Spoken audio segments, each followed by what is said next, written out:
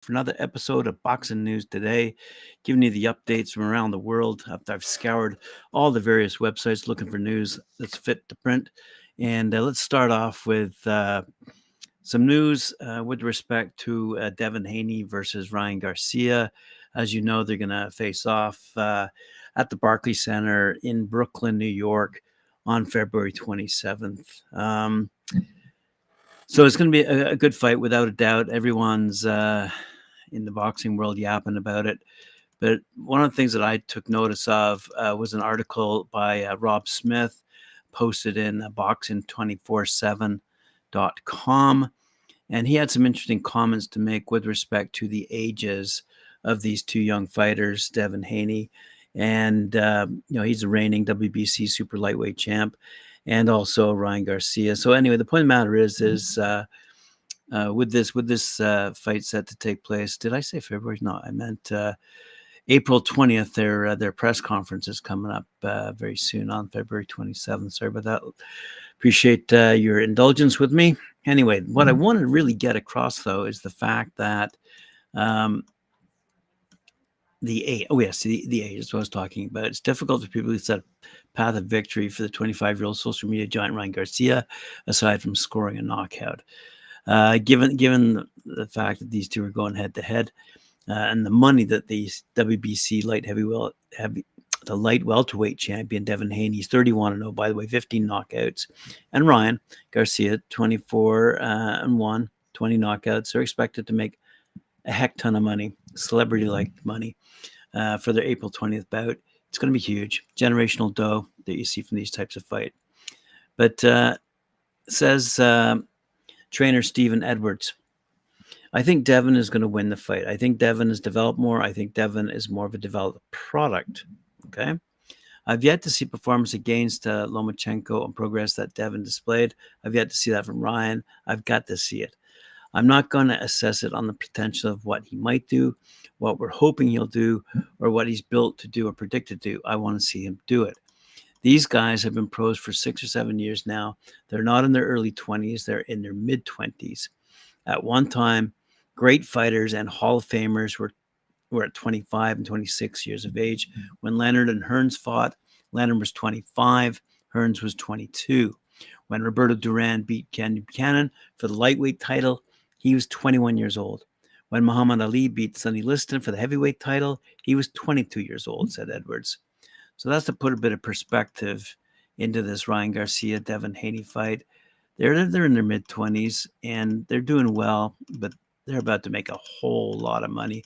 And as I discussed in yesterday's episode, there are some fighters around the world who are champions who are not making 1/10. I was going to say 1/100th, but that's stretching it. But we quoted a Filipino fighter, a champion, who over the past, 7 years has made less than $1 million. And yet there are fighters like Tyson Fury who are about to make $200 million. And here are Haney and Garcia going toe-to-toe in April, and they're already starting to roll in the dough, quite frankly. All right, let's move along to another big fight, which promoter Eddie Hearn is yapping about like there's no tomorrow.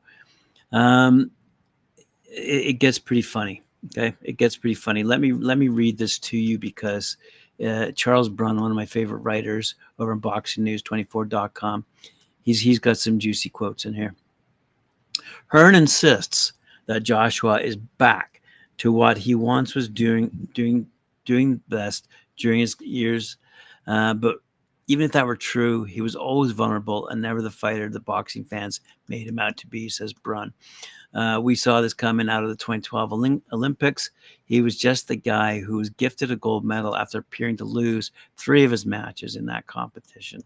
Hearn isn't saying what he'll do with Joshua if he loses to Ngannou, but predictably, he'll be matched against several fighters in the same mold as the 3 confidence builders he just beat.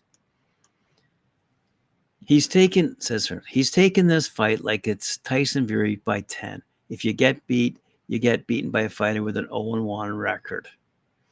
That's the big difference here as they are about to go toe-to-toe on March 8th.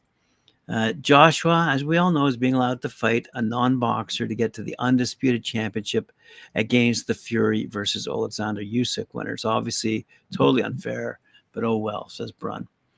His Excellency said the winner of this fight faces the winner of the Fury Usyk fight. That is a dream chance for us because we chased that for so long. AJ is going to beat Francis Ngannou, and then he's going to beat the winner of Fury Usyk, and he's going to become the undisputed heavyweight world champion, said Hearn. Before Joshua fought Otto Wallen, I went into the changing room, he continues, and he was hitting the pads with Ben Davis, and I was like, he's back. And I've never seen anything like it. He was punching with ferocity and confidence. It's a week on Friday. Two giants will meet in the ring in Riyadh. This is the first time Joshua has fought an opponent that outsized him. This guy, Ngannou, is huge. It's like a cruiserweight and a heavyweight. So this is a real threat. When these two come together in Riyadh, this is Godzilla and King Kong. This is two enormous men, and anything can happen in this fight. You can one shot on the chin, and it's over, said Hearn. So, as I said before, let's wait and see.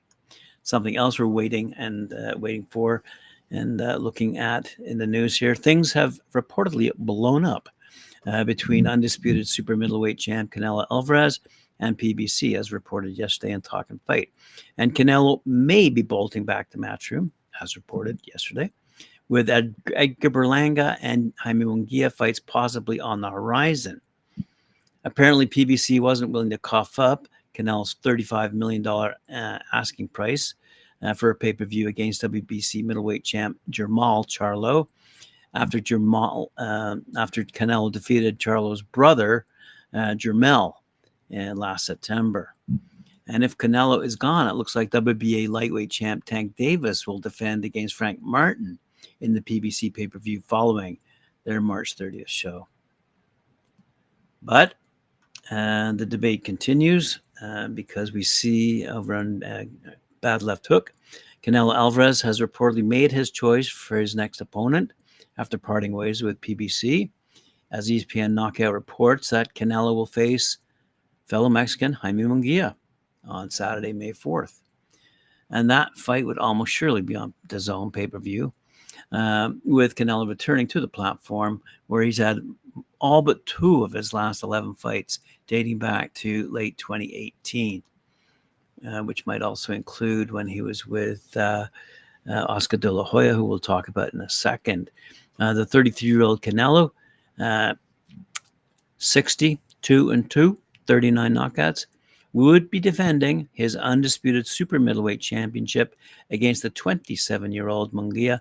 He's 43-0, 34 knockouts, who is a former super welterweight title holder and has been impressive in wins against Sergey Derchenko and John Ryder at 168 most recently. So let's have a look at what Oscar De La Hoya has to say. Let's see. He's claiming, Munguia himself remains pretty well untested at the elite level, and his record and Mexican heritage would make him a worthy opponent in that Cinco de Mayo fight that we've all been looking forward towards, with Canelo being very close to hanging up the gloves. But De La Hoya says he's been in the boxing business long enough to have learned to trust nothing. He said, in my 22 years of being in business, being around boxing forever, you just cannot believe anything you read, anything you see, until you see it on paper and it is signed and sealed. You just cannot believe it.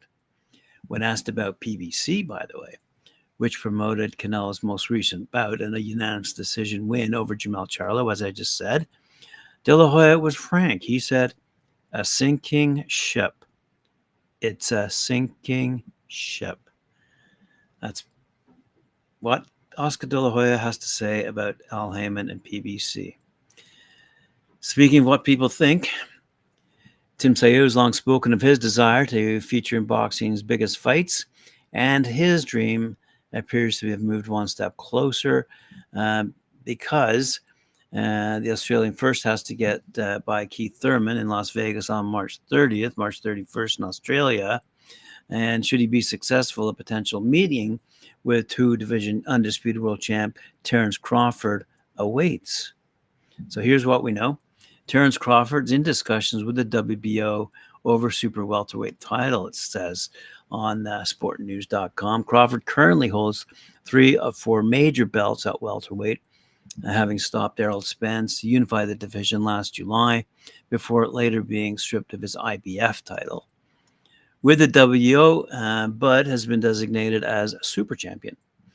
As part of that organization's rules, super champions can be installed as mandatory challengers to the WBO champion in the division above or below. Tszyu, the Australian, currently holds the WBO belt at 154, and having upgraded from interim champion when Jermell Charlo was stripped of the title for opting to fight Canelo Alvarez rather than defending against the undefeated Sydney Sider. So while Tsayu's belt won't be on the line when he faces Thurman, as the WBO have refused to sanction it as a title fight, a loss would certainly hurt his stock, and according to Paco Valcarcel, see him miss out on a possible date with Crawford. Speaking of fight hype, the WBO president was asked his thoughts on next month's PBC primetime pay-per-view. That will be a tough fight for Tszyu because Thurman can fight, Valcarcel said. On paper, you have to pick Tszyu, but in boxing, anything can happen. The winner of that fight will have a tough cookie for his next mandatory. Valcarcel went on to say Crawford would be visiting WBO headquarters in Puerto Rico this week and suggested something significant could be in the works. I can tell you Crawford will be here next week, he said. I'm not authorized to explain to you, make it public, but I've been talking to Crawford for long. Now, this is the first interview I've talked about Crawford and the possibility of moving to 154. Valcarcel's comments follow those made by a member of Crawford's boxing training team in an interview last month. His trainer, Bernie Davis, said, with respect to a fight with Tim Tszyu for the undefeated 36-year-old return to the ring, he said, I think Tszyu will be the right one since we can't get Spence. We want to move up and still make history, still something to get up. And even though Boots is an attractive option, I think Tszyu just edges him a little bit. I think Tszyu fought the better competition. I think it's looking more spectacular in his fights, and he's got country Australia behind him. Plus, he has something that we want. It's another weight class to jump, and it's another something to aspire to. So that's where I would think we would land. All right, just to close things out today, I wanted to let you know we've spoken about him often here on Talkin' Fight. Gennady Golovkin, Triple G, has taken a new job, which might appear he is heading towards retirement, as reported by George Galinsky in TalkSport.com. Gennady Golovkin has reportedly been made the new president of Kazakhstan's National Olympic Committee, seemingly indicating that his boxing career could be over. Members of Kazakhstan's Olympic Committee voted unanimously for Golovkin to succeed businessman Timur Kulbayev at the helm of the organization. This is good news for boxing indeed. Triple G has not formally announced his retirement, but his latest developments indicates he is preparing for life after boxing, without a doubt. So congratulations to Triple G. I'm sure he's taken that position and moved on with his life and his career in the world of boxing. Well, thanks very much for joining me here on Talkin' Fight. I appreciate it very much. Remember to like, share, subscribe, hit that notification bell for me. And we'll see you tomorrow, 11 a.m. Eastern Time, here on Talkin' Fight. Where are we? Here we go.